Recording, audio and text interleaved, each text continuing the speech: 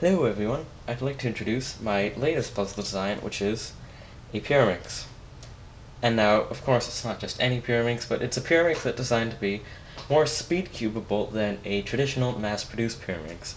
And the reason why I designed this is because the mass-produced Pyraminx is pretty much the only World Cube Association puzzle that hasn't undergone any significant improvements to its design since the puzzle was first released several decades ago.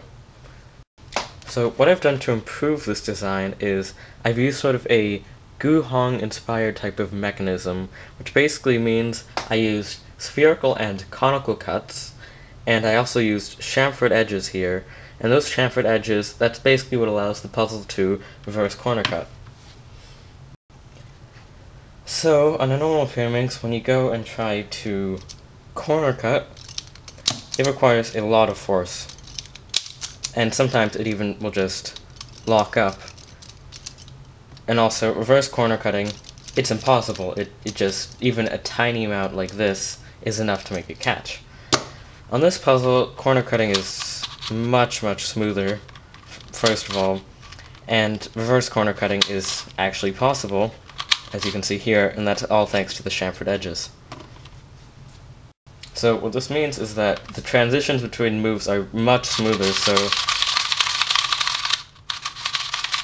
I can do move sequences like that way more quickly, whereas if I try to do that on a Pyraminx, well, first of all, it pops on me, but also, you see, it catches a lot more.